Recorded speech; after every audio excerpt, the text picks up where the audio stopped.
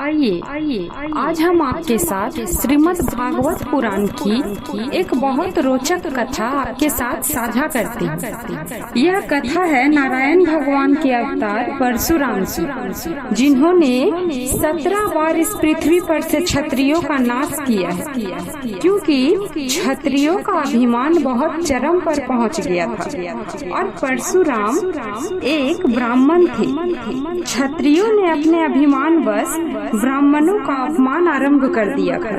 हुआ यह था कि एक बार एक बहुत महान राजा, बलशाली और धनी राजा परशुराम के पिता जमदग्नि ऋषि के आश्रम में उनका आशीर्वाद लेने के लिए पहुंचे।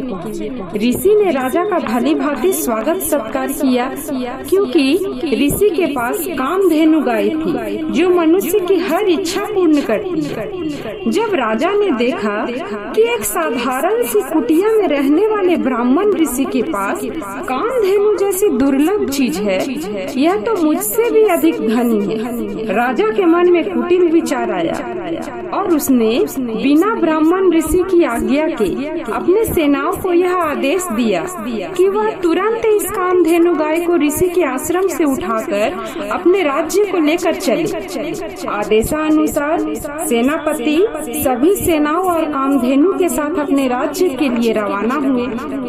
इधर असहाय और निर्बल ब्राह्मण ऋषि ने इसका बहुत विरोध किया, लेकिन वे कुछ न कर सके और अंत में अपने पुत्र परशुराम को पुकारा।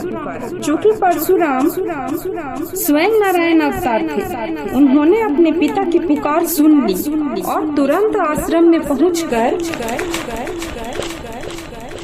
पूरी घटना का वृत्तांत सुना। जैसा कि हम सब जानते हैं कि परशुराम बहुत ही क्रोधी थे। अपने पिता के साथ हुए इस घटना के कारण उनका क्रोध चरम पर पहुंच गया और उन्होंने अपना फरसा और तरकस निकालकर राजा के सेना के पीछे हो लिए। अभी राजा कामधेनु गाय को लेकर अपने राज्य तक पहुंच भी नहीं पाया था कि परशुराम वहां पहुंच गए और राजा समेत पूरी सेनाओं का अकेले ही संहार कर दिया। राजा के 50 पुत्र थे।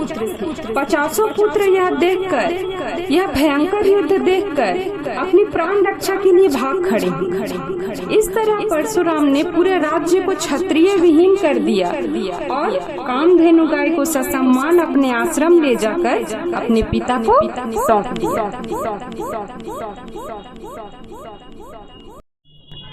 आइए आज हम आपके साथ श्रीमद् भागवत पुराण की एक बहुत